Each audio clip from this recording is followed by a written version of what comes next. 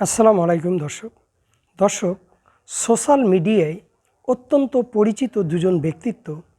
একজন হচ্ছেন সাংবাদিক ইলিয়াস হোসেন, যিনি বর্তমানে নিউ ইয়র্কে বসবাস করছেন। আর একজন হচ্ছে গোলাম মাওলা রনি। তো দর্শক, গোলাম মাওলা রনি তিনি বাংলাদেশেই অবস্থান করছেন, আপনারা জানেন। তো এই দুজন ব্যক্তিত্বের মধ্যে আপনারা জানেন বাংলাদেশে যে ছাত্র জনতার যে আন্দোলন হলো, এই আন্দোলনে এই দুজন গুরুত্বপূর্ণ ব্যক্তিত্বের কম বেশি ভূমিকা ছিল।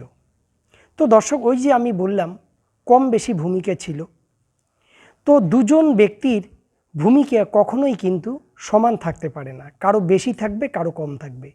এবং বাংলাদেশের এই ছাত্র জনতার আন্দোলনে এবং শেখ হাসিনার দীর্ঘ স্বৈর শাসনের ক্ষেত্রে সবচেয়ে সোচ্চার যারা ছিল এবং যারা বিদেশে অবস্থান করছে তাদের মধ্যে অন্যতম, এবং প্রথম দুই একজনের মধ্যেই পড়বে, সেটা হচ্ছে সাংবাদিক ইলিয়াস হোসেন এবং পিনাকি ভট্টাচার্যের মতো মানুষ।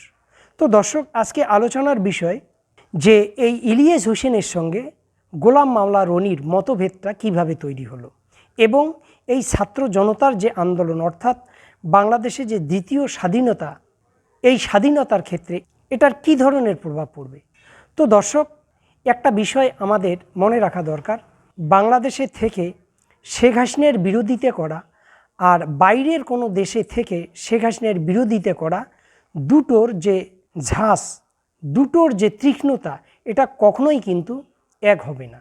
তো আজকে বিদেশে অবস্থান করে শেখ হাসিনার স্বৈরাচার, দুর্নীতি, খুন গুম, শেখ হাসিনার যত অপকর্ম আছে, এই অপকর্মগুলোর বিরুদ্ধে ইলিয়াস হোসেন তথ্য প্রমাণ সহ যেভাবে সোশ্যাল মিডিয়ায় ঝড় তুলেছিলেন বিগত দিনে, এবং এখনও তিনি তুলছেন, সেটা গোলাম মাওলা রনির ক্ষেত্রে তিনি চাইলেও এই বিষয়গুলোকে খুব জোর দিয়ে কিন্তু তিনি তুলে আনতে পারেন না, কারণ এর ফলে তার বাংলাদেশে বসবাস করাটাই কিন্তু কঠিন হয়ে যেত। হ্যাঁ, এটা ঠিক যে গোলাম মাওলার বিগত দিনের কিছু বিতর্কিত ঘটনা আছে। যেমন তিনি একটা সময় আওয়ামী লীগ করতেন। 2014 সালে যখন তিনি মনোনয়ন নৌকার পাননি, তখন তিনি স্বতন্ত্র প্রার্থী হয়ে নির্বাচন করেছেন এবং হেরেছেন। 2018 সালে তিনি বিএনপিতে যোগদান করেছেন এবং তিনি মনোনয়ন পেয়েছিলেন। আপনারা জানেন 2018 সালের রাতের ভোটে আসলে কি হয়েছিল। তো দর্শক, তারপরেও তিনি বাংলাদেশে থেকে সরকারের সীমিত আকারে যে সমালোচনা, সেটা কিন্তু তিনি করে গেছেন। হয়তো এমন হয়েছে যে কখনো কখনো তিনি সরকারের বেশি সমালোচনা করতে গিয়ে পরবর্তী কোনো ভিডিওতে সেটাকে ডিফেন্স করেছেন, সরকারকে তুষ্ট করার চেষ্টা করেছেন। এর ফলে হয়তো তাকে বিতর্কিত মনে হয় যে আসলে তিনি কার দালাল, এটা হয়তো মনে হয়। কিন্তু আমি তার ভিডিও যতবার দেখেছি এবং দেখে তাকে নিয়ে আমার যে মূল্যায়ন, তাতে আমি মনে করেছি আওয়ামী লীগের যে শাসন আমল, এই শাসন আমলের ঘোরতর বিরোধী তিনি ছিলেন। হয়তো আপনারা বলবেন যে তাহলে তাকে আওয়ামী লীগ বহিষ্কার করে দিল কেন? আসলে আওয়ামী লীগের থেকে, আওয়ামী লীগের যখন আপনি সমালোচনা করবেন, তখন আওয়ামী লীগ কিন্তু এই বিষয়টাকে ভালোভাবে নেয়নি, আর নেয়নি বলেই 2014 সালে তাকে মনোনয়নও দেয়নি এবং পরবর্তীকালে তাকে দল থেকে বহিষ্কার করে। অপরদিকে ইলিয়াস হোসেন তিনি অত্যন্ত একজন ঝানু সাংবাদিক, যিনি বাংলাদেশ সরকারের রোষানলে পড়ে বাধ্য হয়ে দেশ ত্যাগ করে তিনি নিউ ইয়র্কে বসবাস করছেন, এবং সেখান থেকে তিনি তার অনুসন্ধানী যে ভিডিওগুলো আছে সেগুলোর মাধ্যমে সরকারকে সবসময় কিন্তু ব্যতিব্যস্ত রাখতেন।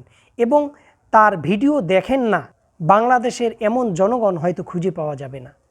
এবং শেখ হাসিনা সরকারকে কিভাবে উৎখাত করা যায়, কিভাবে বাংলাদেশে একটি সুষ্ঠু নির্বাচন করা যেতে পারে শেখ হাসিনার আমলে, এবং শেখ হাসিনার প্রতি মানুষকে কিভাবে বিরুদ্ধে নিয়ে যাওয়া যায়, এই ধরনের প্রচুর ভিডিও কিন্তু তিনি বাংলাদেশের মানুষের সামনে উপহার হিসেবে দিয়েছেন। এই জন্য বাংলাদেশের মানুষের কাছে অত্যন্ত জনপ্রিয় একটি মুখ হচ্ছে সাংবাদিক ইলিয়াস হোসেন। আপনারা হয়তো জেনে থাকবেন, কয়েকদিন আগে বিএনপির একজন শীর্ষস্থানীয় নেতৃত্ব, সম্ভবত ওনার নাম সাবেক জেনারেল হাফিজ, তিনি কিন্তু একটা বিষয় গণমাধ্যমে বলেছিলেন যে এই ছাত্র জনতার যে আন্দোলন এবং যে উপদেষ্টা মণ্ডলী এখন তৈরি হয়েছে, এই উপদেষ্টা মণ্ডলীতে ইলিয়াস হোসেন, পিনাকি ভট্টাচার্যের মতো মানুষ, কনক সরোয়ারের মতো মানুষের কিন্তু প্রয়োজন ছিল। তো এই বক্তব্যের মধ্য দিয়ে ইলিয়াস হোসেনের গ্রহণযোগ্যতা বাংলাদেশের মানুষের কাছে কতটা, সেটা কিন্তু প্রমাণিত।